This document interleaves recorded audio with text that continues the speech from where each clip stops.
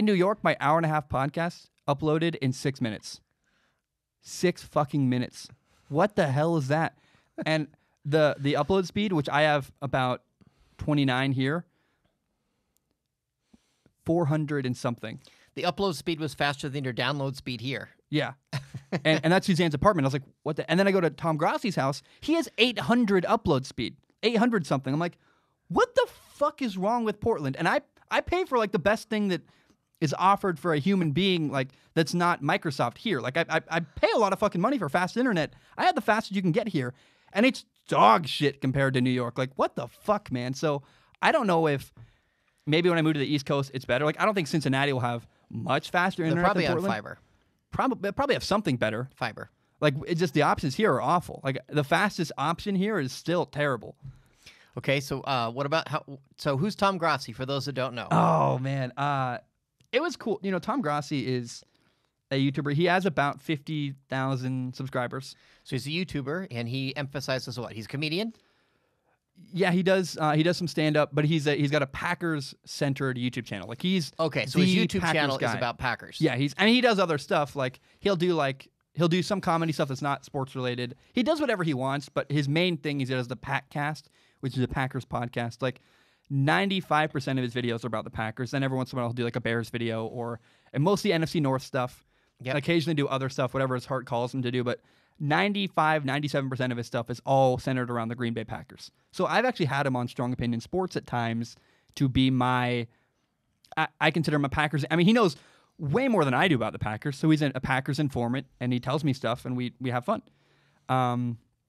And so, but my coolest thing is I'm not really a watcher of YouTube. I watch very little. I watch like David Dobrik, and Tom Grossi, and that's really it. I mean, I don't have time to sit down and watch a lot of stuff. You have all the time you want. You have 24 hours a Fair day, enough. but you're not gonna allocate it. No, You're when just not I sit gonna do down it. on the couch, I'm not gonna try to watch YouTube videos. Yeah, you're gonna either Watch Star chill. Trek or watch football or read, and that's it. Yep.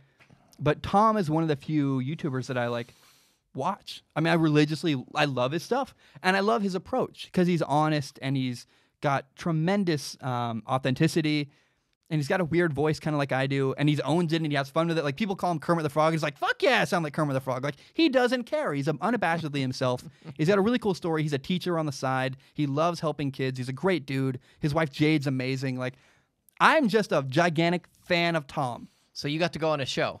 Yeah, well, first of all, it was cool. Like about a year and a half ago, maybe him and I connected on social media, and he got on my show, and that was a triumphant, like, cool moment. Like, oh my god, like another guy like Tom. I'm a fan of Tom. I mean, it's like kind of like who are you? Like, what if Anthony Bourdain was like, hey, want to talk? It was cool. Well, that would be scary because he passed away. But fair enough. But like, you know what I mean? It was just a cool moment, right? yeah, I understand. And so getting to go to Tom's house and like, he did a brief series called Coach, which is a very silly like.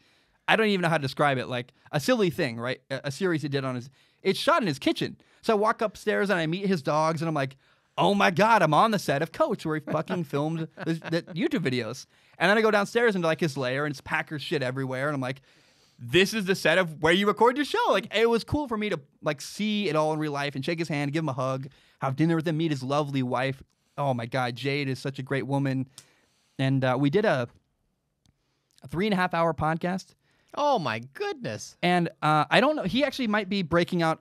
His plan is to break out parts of the conversation, which is yeah. I should hope to God no one wants to listen to 3.5 hours. Yeah, but I think actually and I hope he does. I don't know if I think he's a little too humble to put out maybe the best part of the show, which is really when we get into his story. Like for the first hour, we talk about me and some of my principles. Then we get into nerdy football shit, which like I actually think is the most boring part of the show. I mean, it's all good, but when we talk about the pack, it's just not. I don't care about sports the same way I care about his story. And the end, I was like, okay, time is winding down. I got stuff on my mind. I want to take advantage of this time. So I asked him about his job as a teacher, and he just gushes about the school system and how he really got fucked over by his job. And it's a sad, heartfelt story. And then we talk about how he loves the kids. And like when we're off air, he's showing me like pictures of his kids graduating. And like he's just so proud. And like he's like the guy that, you know, look back on your time in school and you go, the teacher you wanted to have. Yeah, like everyone has a favorite teacher. Yep. I have no fucking doubt he's everybody's favorite teacher. Like every person who went through his classroom at some point goes, I remember Tom. Mr. Grossi was the coolest. I mean, I'm sure like because he showed me like a video of people. He was at graduation trying to hide in the back, and he's still got like 400 kids going, "Hi, Mr. Grossi" on video. Like they all love him, but he'll never tell you that. I can just inference from the way he talks about it. There's no doubt his students love him, and it's kind of a shame. Like I think at some point he'll be a full-time YouTuber, and it's kind of a loss to the world. Like this great teacher's no longer going to be teaching. But even though he's a great teacher, like his hands are tied. I mean, he's fucked. The education system is terrible. The more I hear about his journey, it's just heartbreaking and sad. And then the final part of the episode, I was like, okay, what about your wife? And we just had a really cool conversation about how his wife Jade supports what he does. She's not mean. Like she's just a wonderful, and she is. I got to meet her, shake her hand, give her a hug. I love that woman. But the way she supports him is like it's goals. I mean, it's like that's all you want from your spouse is to like love you and support you. And they've been together like 9 years. And so I'm going on this passionate rant, but I'm such a fan of the guy. I love his wife. He's got a great marriage. They're coming to Portland, I think, this summer. And so do I get to meet Mr. Yeah, Grossi? my plan is like the 6 of us, me, you, Karen, your wife, my girlfriend Liz, and then him and Jade. We're going to go out to drinks and hopefully get a burger at Lardo or something. And because Jade, his wife, is like obsessed with Portland. She loves Portlandia and wants to see it for herself. And I said, well, the homeless people are terrible, but you should come. And so my point is, I'm just ranting now, but oh my God, I love Tom. I love what he does.